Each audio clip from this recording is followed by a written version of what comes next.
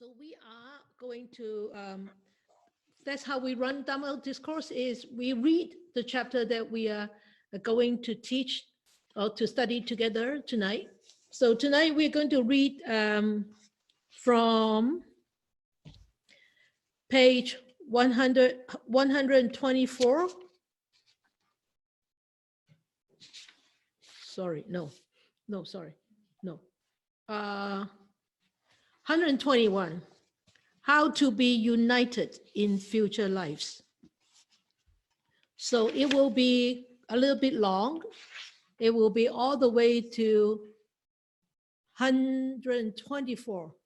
The first couple of little paragraphs, it ends with the Anguttara chapter 759. Okay, so before the subchapter 3 starts. Okay, 121, page 121, all the way to the top two little paragraphs on 124. If you do not have a book, and I will read and see how much you can hear, okay? So let us start by paying respect first. Namo tassa bhagavato arahato sama sambuddhassa. Namo tassa bhagavato arahato sama sambuddhassa. Namo tassa bhagavato arahato sama sambuddhassa. How to be united in future lives. On one occasion, the Blessed One was dwelling among the Baga people near Sumamargiri in the deer park of the Visakala Grove. One morning, the Blessed One dressed, took his upper robe and bowl, and went to the dwelling of the householder Nakulapita. Having arrived there, he sat down on the seat prepared for him. Then the householder Nakulapita and the housewife Nakulalamata approached the Blessed One and, after paying homage to him, sat down to one side. So seated, the householder Nakulapita said to the Blessed One, "Venerable Sir, ever since the young housewife Nakulamata was brought home to me when I too was still young, I am not aware of having wronged her even in my thoughts, still less in my deeds. Our wish is to be in one another's sight so long as this life lasts and in the future life as well." Okay, so you done reading? So this is the chapter of the happiness visible in this present life. Of course, this whole chapter actually is aiming to teach the householders. Yeah, the householders. So for page 121 is the happiness visible in this present life. And in this subchapter is called How to be United in Future Lives. So there is this Nakulapita and his wife Nakulamata. So these two went to ask questions to the Buddha. And the man asked first. The man said, "Wise one, ever since this young housewife," that means his wife, Nakulamata, actually married into my home, I haven't done anything wrong, he said. Ever since I brought her home, not having wronged her even in his thoughts, let alone his deeds. This is what Nakulapita, as a husband, have done to his wife Nakulamata. And he said, our wish is to be in one another's life, one another's sight, so long as this life lasts and into the future life. So you can see Nakulapita and Nakulamata are really deep enough with each other. And they, why are you all blushed? we read this Oh, oh, okay. Okay. Oh, you're warming up now, right? So it wish to be in one another's sight so long as this life lasts and in the future life. So you can see this couple, the husband and the wife, are really deep enough, or they really respect each other. And so they have never done anything wrong to the other half. So they wanted the wise one, the Buddha, to actually tell them how can they be in one another's sight. That means do not leave the other part, this lifetime or next lifetime. And the Buddha replied, the Buddha actually replied in a very wise way. He said, if householder, in order to be in one another's sight so long as this life lasts and into the future life, one should have what? The first is one should have faith, the same faith.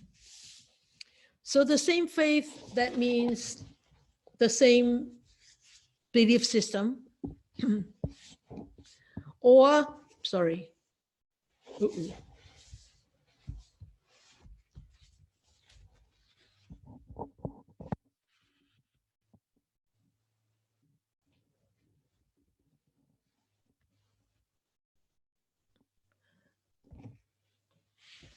The same faith, that means the same belief system, or you know, if I believe in karma, then my husband should have the same belief. Or if I believe in whatever that you want to believe in, and you think, for example, I believe that music can be very entertaining, and then the wife should be having the same kind of belief, of having the same kind of faith. If they do not have the same kind of faith, what would happen? Anybody? What would happen if they do not have the same kind of faith? They disagree, struggle, they have conflicts, they argue, right? And then with arguments, disagreement, there will come disharmony, right? Then how can you keep one another in sight, right? That will be a very hateful sight, right? Not a loving sight, right? So they should have the same faith. That means the belief system. It not necessarily means religious belief system, but just belief system. But of course, in here, I think the Buddha would really mean a belief system, so like a religious faith, like a spiritual faith, I should say, a spirituality. Okay, so, and then the same moral discipline, the same moral discipline. So why would you think that same moral discipline is actually conducive for a couple in order to have one another's insight for this life and for next life? Okay, so, and then the same generosity, the same generosity. So generosity, that means giving. Why would having the same generosity is very important? Very important. The same generosity is very important. Generosity not necessarily, no, generosity is not necessarily about money. Generosity could be anything. You can be generous in giving support, your spiritual support. You can be generous in giving material stuff. You can be generous in giving money. You can be generous in doing the voluntary service. Yeah, volunteering, right? So if your better half is not agreeing about your generosity of going to volunteer, then they would they the other part we probably start to complain about not being home all the time, and you not cooking dinner for them, and you not looking after the children, and you not doing all the dishes, and you not doing all the laundry, and you not cutting all the grass.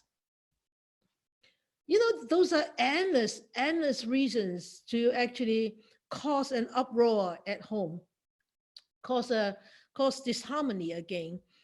This is also about value. Yeah, it's about value, our value system. So the Buddha is actually very wise to actually point out all these. But the next one is actually even wiser, is having the same wisdom. Huh? This is so difficult to have the same wisdom, even though as a husband and wife, if they have to have the same wisdom, they must have been like twins, more than twins, right? More than twins, you know, even twins, they cannot have the same karma, and and having the different karma, that means you have a different time of ripening wisdom, right? So the Buddha replied to, in order to keep one sight so long as this life lasts and into the future life, you need to be sync in these four aspects. And do you think it is actually really possible? Huh? Possible? Really? I think even though you are not thinking this possible, you will still be in sight with each other because your karma, right? Right? So, but the Buddha was, I think he actually pointed this out because he wanted the couple to really take on the spiritual path.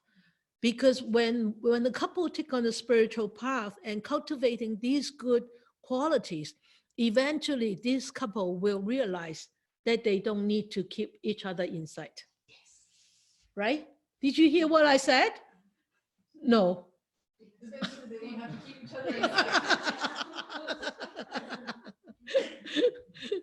Okay. So the Buddha said, because when they become both faithful and generous, self-restraint of righteous being, they come together as husband and wife, full of love for each other. And because of that, they full of love for each other, then they do not have this negative karma for them or unwholesome karma for each other. And the Buddha said that many blessings will come their way. They dwell together in happiness. The enemies are left dejected when both are equal in virtue. So this is what actually the Buddha have taught these couple, Nakulapita and Nakulamala. Okay, and you could actually use them. You could actually use them to what? To actually to teach yourself. To teach yourself how you can improve as being a wife or as being a husband, or how your relationship as a couple can actually improve upon the teachings of the Buddha. Okay. And the Buddha said, having lived by Dhamma in this world, the same in virtue and observance, they rejoice after death in the Deva world. And in the Deva world, you you see your hubby or you see your wife, it's just another Deva. The Devas will love each other anyway, right? They like each other anyway, so you don't have to keep in sight. You don't have to keep in sight. So enjoying abundant happiness because you have actually cultivated those wonderful virtues and restraint and righteous living this lifetime, because both of you have developed that. So when this body actually become useless, then you will be reborn in the Deva world. And in the diva world, everybody is inside. Because why? Because those people are having the similar qualities, right? If you don't have those qualities, you would not be reborn as the diva, right? And so they're always in sight. But there's some trick in there. Is whatever karmic connection that you have with the other half, it's not depleted yet, if not exhausted yet. One lifetime, you may come back to this earth existence as human being, and you may become husband and wife again, or change role, wife and husband again, you know, and to really to live another life, probably rejoicing in each other existence. I want to tell you a story. One of my best friends, or two of my best friends, they were a couple. I've known them since the early 80s. No, late 70s. And so maybe 10 years ago, something like that, 10 years ago, the man friends, he just turned 60. Oh, no less than 10 years. He's the same age as me, I think. Maybe a little bit older than me.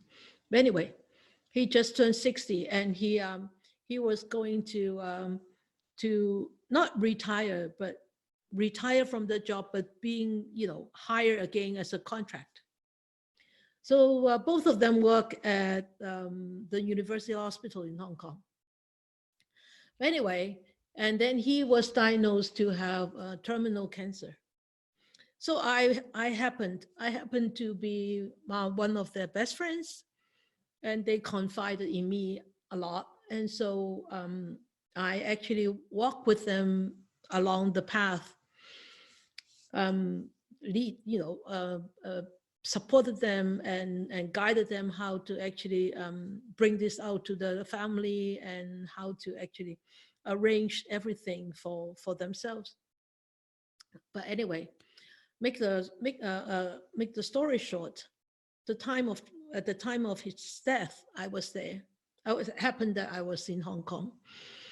So that day in the afternoon, his mother was old, almost 90 years old. So his mother came to actually visit him. And I told his mother, I said, to say goodbye to him. So his mother actually listened to me and went to the bed and held his hand and told him, "You are such a good son. You have been such a wonderful son, a brother, and a friend to so many people. So I am saying goodbye to you now." So the mother, I asked her to go home at around 5 o'clock. He was a few times almost ready to go, but he did not go. So around 7:30 or so, the doctor came, and doctor said, "Oh, is there somebody going to stay with him tonight?" So that's meaning better to have somebody staying there. He's dying. Okay. I said, and then his wife said, "Yes."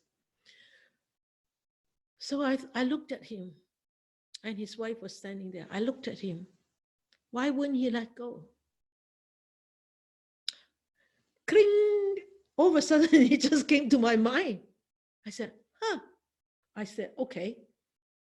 I went to closer to his bed, closer to the head of the bed, and I asked his wife to come. So she said, "What do you want me to do?" I said, "I just wanted you to hold his hand." So they held hands, and I said to them, I said, "Okay, you both are they are really good husband and wife. They are really good couple." I said, "You have been married for over, I think, 25 years at that time. I've known you for so long. And okay, whatever karma that you have not exhausted as a wife and husband this lifetime, may you meet each other again in next life and be husband and wife again. Okay. And his eyes just open up. He was almost like in the comatose, but his eyes just open up and longing to look at his wife. And I said, okay. Then I said to him, I said, yeah, you're okay. And I said, are you okay? She said, oh, then you have to like court me, right? Like court me, like a courtship, right? You have to court me. Like you did this lifetime. Is that a promise? And he said, yes. And I said, okay, then you hold your hands together. They held hands for a few minutes. I said, then I go. After that few minutes, he just passed. He just passed on, just very peacefully. So this is the kind of relationship that they had. And I don't know, his wife is still around, so but he's somewhere. So, but you know, that kind of connections is so strong that when all you can say that this is a very strong attachment that one wouldn't want to let go. Okay, so you can choose. It's up to you. All right.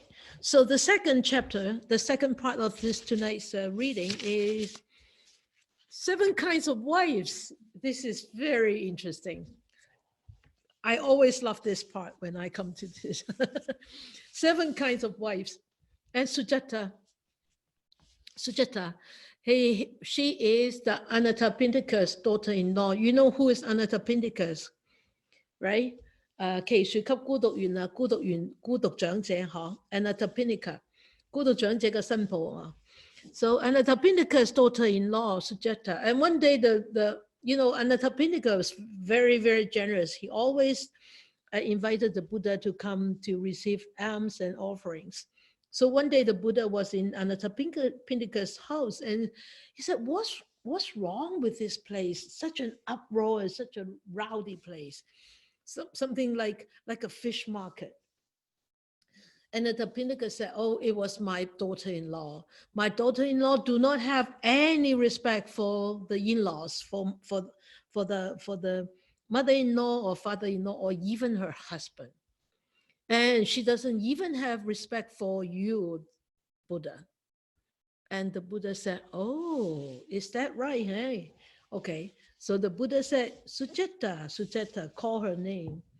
But Sujata, despite that, she did not have respect for the in-laws and the husband and the Buddha.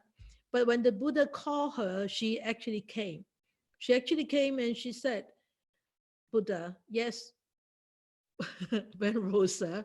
And Buddha said, Sujata, there are these 7 kinds of wives, Sujata. Which one are you? And Sujata said, oh. So the Buddha explained to her 7 kinds of wife. Which 7? The first one is like a slayer. The second one is like a thief. The third one like a tyrant. The fourth one like a mother. Fifth is like a sister. 7 like a friend. And the last one like a handmaid. And Sujata said, I don't understand this. Could you please explain a little bit? So the Buddha said, okay, listen, I will explain. A slayer, he said, always this person, this wife, always have a very hateful mind and very cold and very heartless. There is no heart. And there is a craving for others rather than her own husband. So this is somebody you call a slayer. And the most of all, what does she do? She tries to kill the one who bought her. So who bought this one? Actually, in those days, in the old days, marriage is like a business, right? So the girl have to put up a big dowry. The bigger the dowry, the most prestigious status you will have. Then the man's family will respect you a little bit more with a bigger dowry. So it's considered the man is the ownership, owns the woman. Okay. So it said, who seeks to kill the one who bought her? That means the husband. Try to kill the husband. So a woman, a wife, one kind of wife's like a slayer. And the other kind is like a thief. When her husband acquires wealth by his craft or trade or farm work, she tries to filch a little for herself. That means to steal. To steal. You can see when her husband acquires wealth by his craft or trade or farm work, that means her husband is actually hardworking, diligent, but yet the wife tries to steal. It's like a thief. Okay? And then the next one is like a what? Like a tyrant. A tyrant, that means a slothful glutton. This is the funny word. I don't understand what kind of word this is. I need to look it up. Do you understand what this is? Yeah, glutton. Oh, glutton, not gluten. Glutton, okay. So what does it mean? What? Greedy. Yeah. And what else? Eating all the time. Yeah. Like to eat all the time. 為食啊，饞嘴啊，我喺中國叫做為食饞嘴啊。So the slothful, that means very lazy, glutton, like bent on idling. That means sitting there what? Doing nothing, yeah. Like what you do now at home. Harsh, fierce, rough in speech, yeah. And bullies her own supporter. Who is her own supporter? Huh? Husband, yeah. She bullies her rather than he bullies her. 老虎啦, tiger's wife. So this is like a tyrant, huh? And then like a mother, always helpful and kind, and guards her husband like a mother to her son. So everything is protective, like a mother, and carefully protects the wealth he earns. So this is like a mother, yeah? And then what? Like a sister, holds her husband in high regard. Oh, look up to the husband. Wow, my big brother there, right? And humbly submits to her husband's will. Somebody is smiling.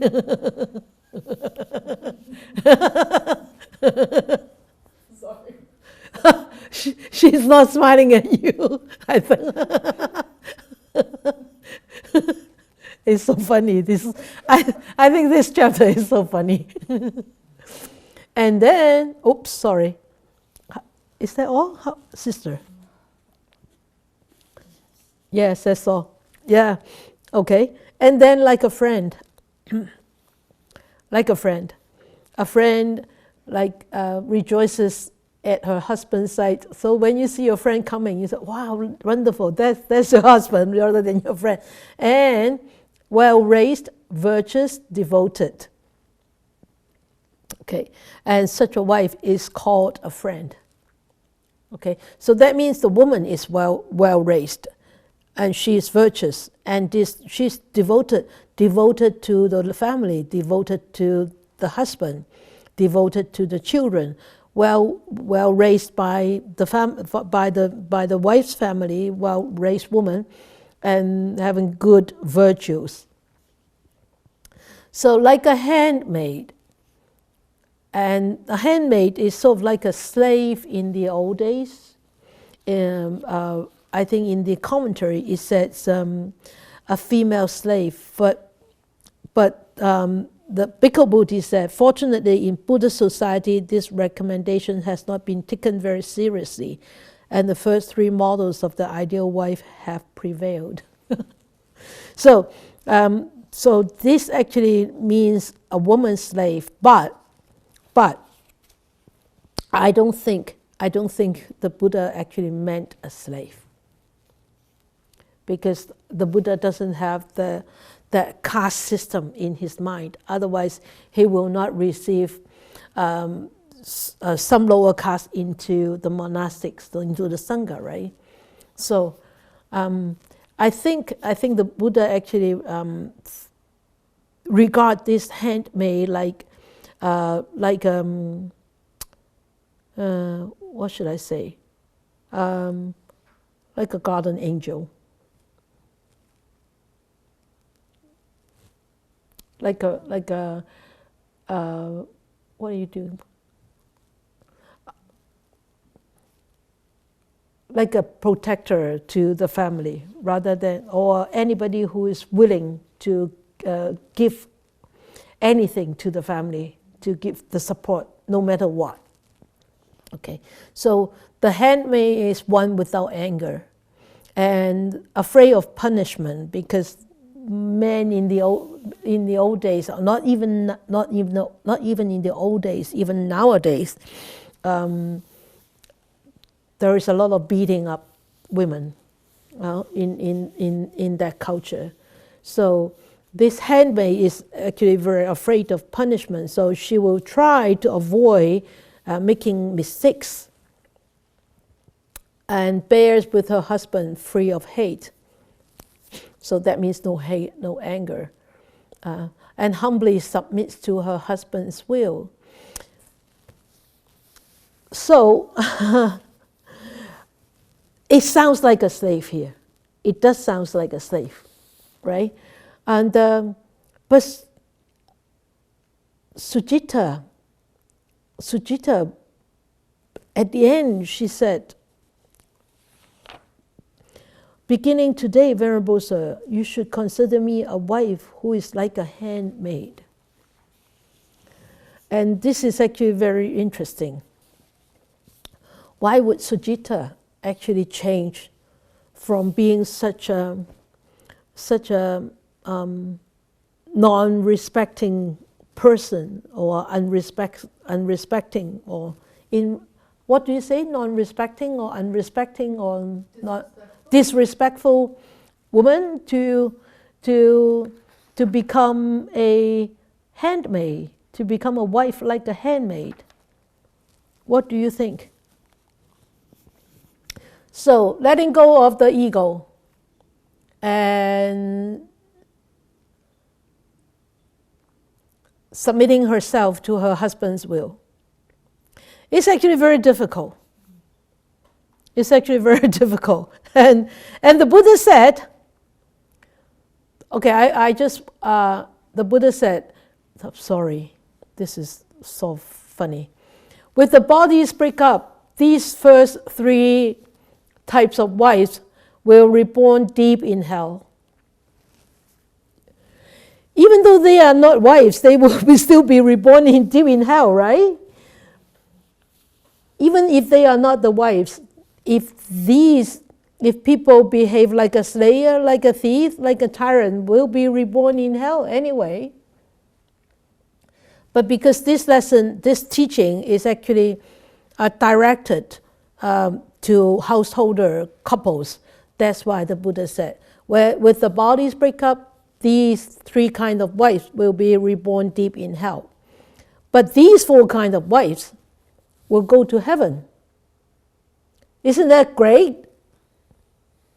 You will go to heaven, just be like this, like a mother, like a sister, like a friend, like a handmaid. So giving up ego is not bad. Being a little bit submissive is really not too bad. Why we won't submit? Why we won't submit? Why we cannot be like a mother? Why we cannot be like a sister? Why we cannot be like a friend? Because we're always right. Yes, because we are always right and the other part is always wrong. I think this applies to actually everybody, not just to husband and wife.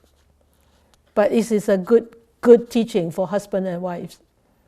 Because why? Family starts from a couple, right? A husband and wife. And children learn from the mother and the father. Societies are made up of families, right? Society are not made up of monks and nuns. Society are made up of families. And we are just rare species, right? And you folks actually made up the bigger part of society. So that's why it's actually very, very crucial for families and for husband and wives to be living in harmony. Okay, so Buddha asked Sujata, what kind of wives are you? And Sujata said, from today onwards, please consider me as the wife like a handmaid. So, question time. Reflections. You know what question I'm going to ask you? Laurie threw her hands up. Reflections. How is your relationship with the better half or worse half? No hands. Wow, this is very pessimistic. This is very sad. Well, at least I see some smile. Oh, Maria wants to talk. Maria, top first four. Got it. Mm-hmm. Got you. I just wanted to say that I'm not answering because my husband could hear me. All right. No, you should answer so that he can hear you. Because you're going to praise him, right? Yes. Yeah. You should, Maria, you should actually talk louder. No, I'll wake up my bird. Oh, you wake He's been quiet through the whole time. He's been quiet the whole time. He's locked himself into another room so he can't hear me. Okay, all right. So He is a very good man. I've been very fortunate. that's good. You're grateful to have such a husband, right? Yep, absolutely. Good. Anybody else? Chicken, yeah. Oh, Ivy. There you go, Ivy.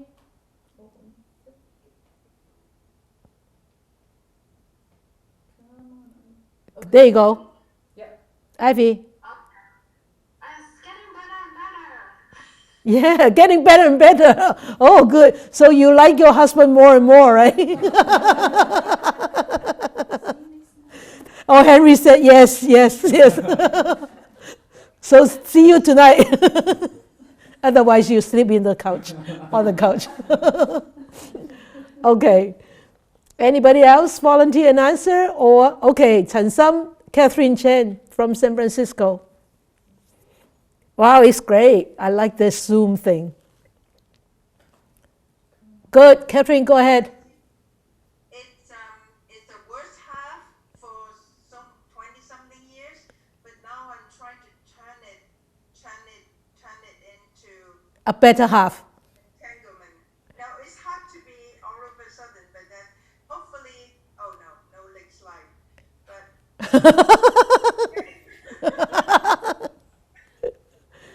But Understanding the worst half. yeah, If you carry on, yeah, you just carry on to the next life, right? yes. No entanglement. So trying to Untangle. untangle it a little bit, Good. gradually. Yeah, Okay. good. Just keep trying, all right? Good. Okay. All right, we'll go to the next Well, you know, even the husband can say something, all right? It's not just the woman saying things, the husband can say something, if the husband is there, all right? So 7 kinds of wives, what kind are you?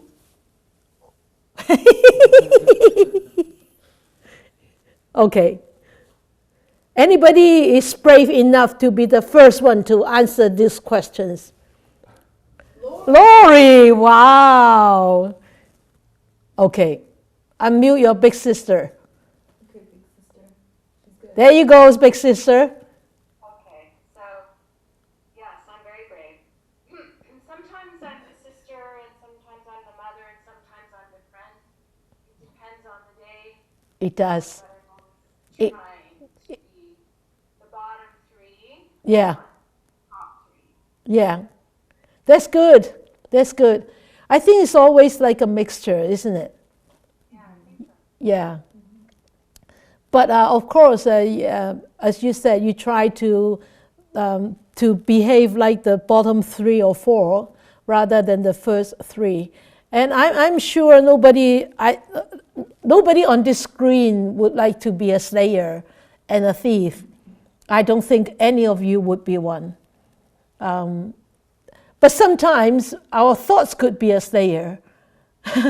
Our thoughts could be a slayer, but hopefully we could stop those thoughts manifesting themselves into actions and turn ourselves into becoming a slayer, right? So I think it's always like a mixture of friend, sister, mother, and a handmaid. And you know, as long as we keep walking towards that direction, you'll be fine. You'll be fine. But whether you want to see that last the sight of that better half, so that's another question. Okay, that's another practice. But this life, at least if you are a wife, at least try to put yourself into the the bottom 4th category. All right. And about whether you will be reunited, so it's up to your volition and up to your practice too. All right? All right, then we will dedicate our merits.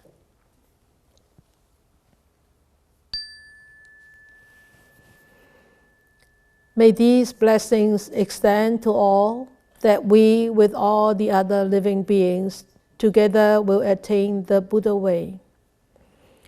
May we wish more and more people will encounter the words of the Buddha, study them, practice them, and help themselves to liberate from their own difficulties, sufferings, dissatisfactions, unhappiness, and be ultimately, truly happy, peaceful, and free.